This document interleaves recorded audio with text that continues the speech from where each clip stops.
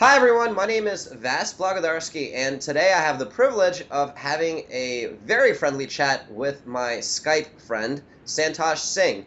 Santosh is a power seller on the freelancer markets out there, and he's actually ranked #1 on the major freelancer platform out there. He does all sorts of web services for professionals who need help. Things like web development, programming, designing, etc. So I wanted to hop on a Skype call with Santosh and talk to him about what it really takes to become #1. We're all in it to win it in online marketing, and we all want to become the best. But becoming the best isn't easy because the best is usually occupied by only one guy. There can only be one of the best. And luckily for us, Santosh is one of the best, and we get to have the privilege of his company, get his full experience, get his story, and find out what's really the secret of becoming the best online in whatever it is that you do. You could be a designer, you could be a copywriter, you could be a programmer. What does it take to become the best? So I want to introduce to you guys Santosh, who will talk to us about all of that sort of stuff. Santosh, hi, how are you?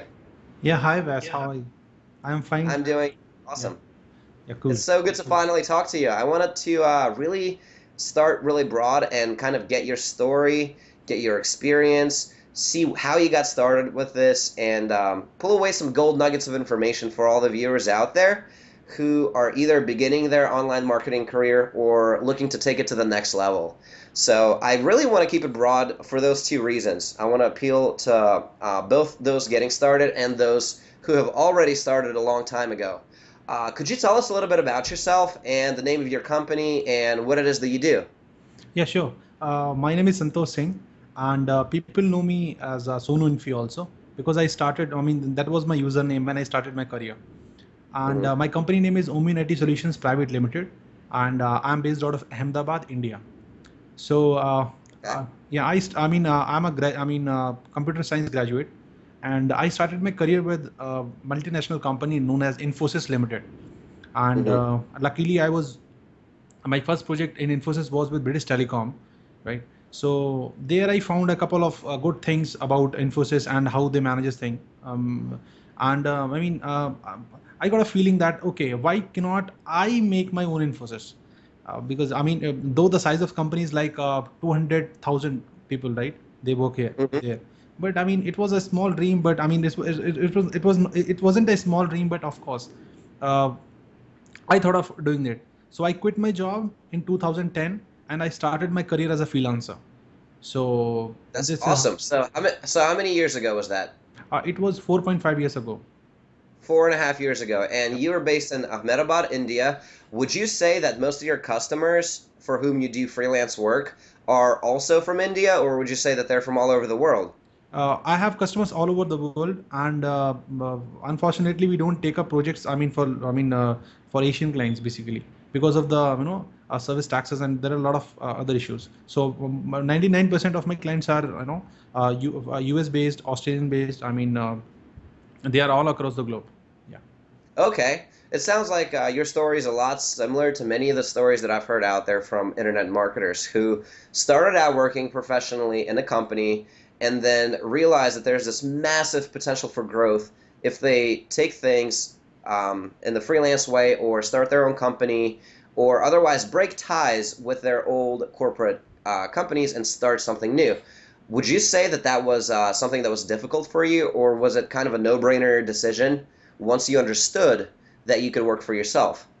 The thing is, mate, you need to have, a trust on yourself. If you think that you can do it, then actually you will do it. That is the attitude you should have. And if you don't think you can do it, then please don't try actually. But I So mean, confidence really was the key there, yes, right? yes, yes, Without exactly. confidence, it wouldn't have succeeded, you're saying? Yes, and I mean confidence is the number one thing. Second thing is you should not be worried about the results, right? You should focus on the work. You should focus on delivering quality. You should be honest because I mean reaching #1 needs. It doesn't need you to be 100% techie, right? It needs different qualities also. You have to be honest with your clients. You have to be honest with yourself, with your family. The way you work. I mean, focusing on more quality. I mean, all these things, if properly placed in place, then of course success is like within your reach. Wow, so it sounds like you're kind of busting a myth there that when you start working for yourself or when you start your own business, you have to really worry a lot about what it is that you have to deliver at the end of the day.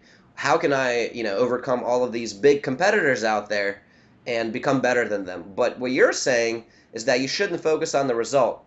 You should focus on the process. How do I, instead of delivering the highest grade possible thing, how do I just do better than what's done by most people out there? How do I focus on the process rather than the outcome? Is that right? Yes, I mean, and it's all about, it's not only about quality, because sometimes what happens is you get a $10 project and you cannot spend 10 days in delivering the quality. So it's all Right. about optimizing the process.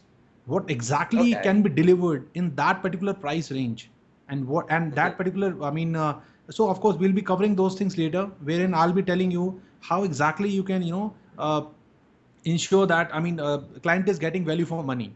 That is the one thing. And of course you should always delight your customers. If you have that thing, this particular thing in mind, that okay, this is something which I love and my customers will be loving for sure, then only you should ask, okay, now the delivery is ready. So that is the key of success. So it sounds like you have to deliver value to the customers. You have to provide them with a positive experience. Would you say that delivering value to a customer is hard and difficult, or is it something that just kind of comes naturally as a result of delivering good work and focusing on the process, like you said? It comes naturally, actually. I mean, you don't have to worry too much about the quality part of it, because when you know, I mean, it starts with gathering project requirements, right? When you have Mm-hmm. crystal clear requirements, you know, I mean, what you'll be delivering to the client, right? Now next Mm-hmm. step is, jotting down everything, whatever it takes to make that thing happen, right? Then you have Mm-hmm. a plan, then you start executing it, and at the end of the day you keep asking client for the feedback from the initial stage only. Because what happens is, if you are going somewhere, I mean, somewhere you are going wrong, and if you don't ask your client to, have a look at that particular thing, then ultimately Mm-hmm. the end result will be also wrong, right? So Right. you should have a friendly, I mean, environment wherein he keeps giving you feedback. And of course the feedback should not be very frequent. You should have, I mean, again, I'll be telling all these things later. Then if you have, I mean, mutual understanding, you work like a friend. Basically you have a good environment, even though you are strangers. But I Mm-hmm. recommend everyone to have a friendly environment, wherein client thinks that okay, somebody is helping me out, I mean, helping me out, and he should not try to exploit you. And you should also not try to over deliver or under deliver. So it's a mix Okay. and match. I mean, it's a very thin Huh. line, but of course it comes with the experience.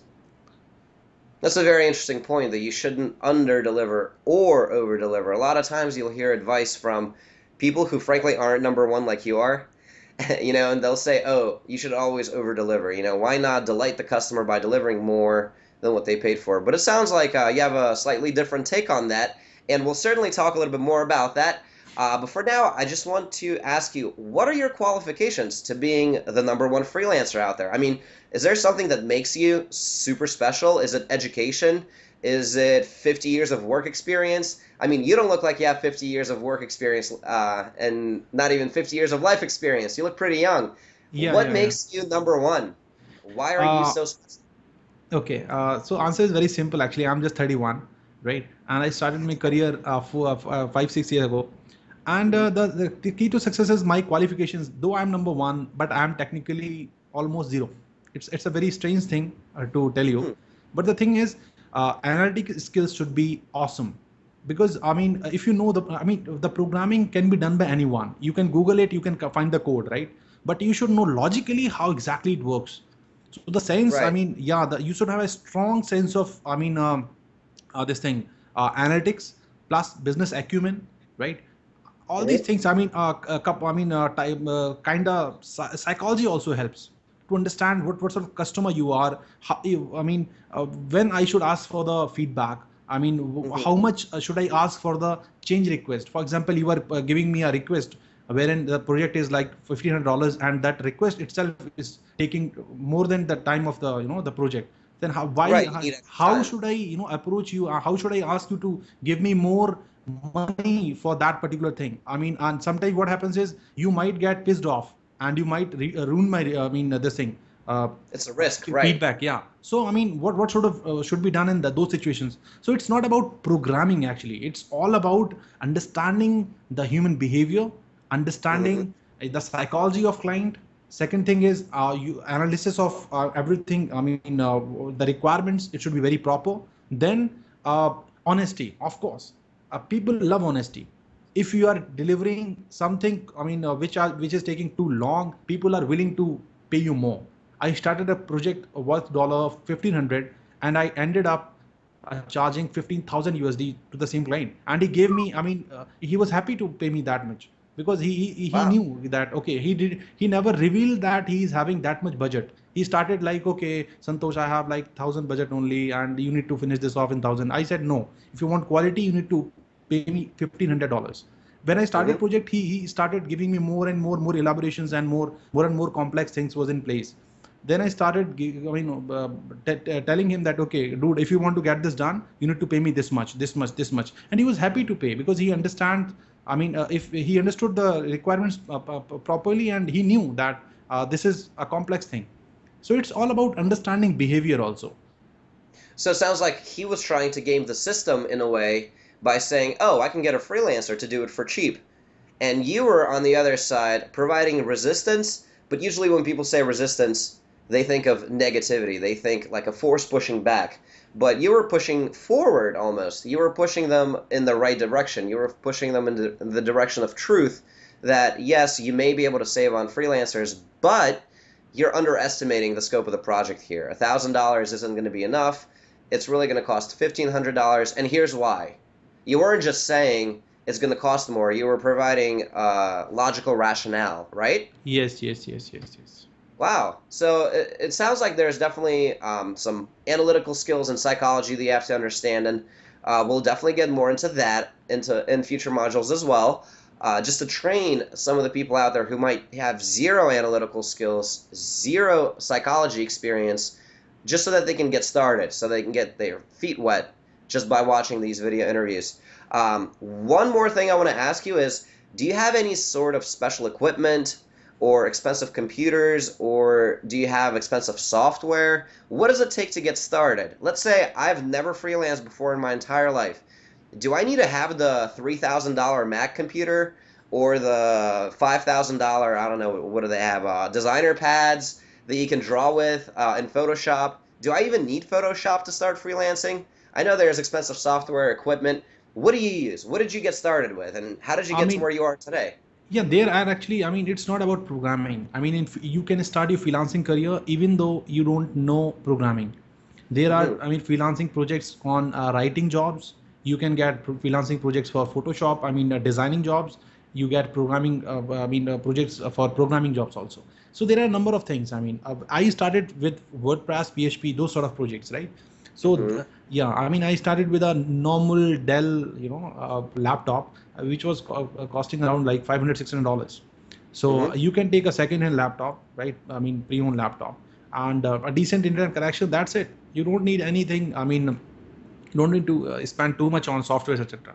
But yeah, if you are into designing, and definitely if you're a designer, then you should be having Photoshop for sure. Because if you are not having Photoshop, how did you learn that thing, right? So there Right. is nothing extra which you need to download or need to buy, and you can start. I Wow. mean, I didn't have project management tools, right? So I started everything with my diary, right? I used to keep everything, a log of everything in my diary, daily notes sort of thing, that okay, this client is due on this thing, delivery is pending on this thing, payment will be scheduled on this thing. So Right. yeah, so no, almost nothing is needed. You just need a one PC, that's it, with good internet So it connection, sounds of like you course. don't even. It almost sounds like the kind of setup where you don't need fast internet. It's like if you have slow internet, you can still get started. You can always get faster internet later, right? Yeah, sure. I mean, speed is also, I mean, immaterial in this case. It's sort of a limitation for things like video chat, like what we're doing now. I'm very blessed to have a very clear, crystal clear HD picture right now, but that's definitely not necessary unless you're freelancing in some sort of a streaming video environment, I would assume, right? Yeah. Cool. So it sounds like you don't need much equipment. You don't need much know-how. The question becomes, what is the secret? What is it that you do need to get started? And I hope to get into that with you in future modules. But I think that I've had a really, really nice introduction right now to what it is that you do and what your team does. And I want to formulate better questions to ask you because we got off to a really good start, but moving forward, I want to have specific questions that I think of and maybe have you help me think of some questions as well. Because after all, I might not be able to think of all the questions in the world that are relevant. Seeing as you have all the experience, you might think of better questions. So I hope that you help me come up with those as well as we try to deliver the most value, as you've put it, to our viewers who are viewing this interview right now. Yeah, sure. Awesome. So let's reconvene for Module 2 in our next video, all right? Yeah, sure. Great. I'll talk to you soon. Bye-bye. Yeah, cheers, bye.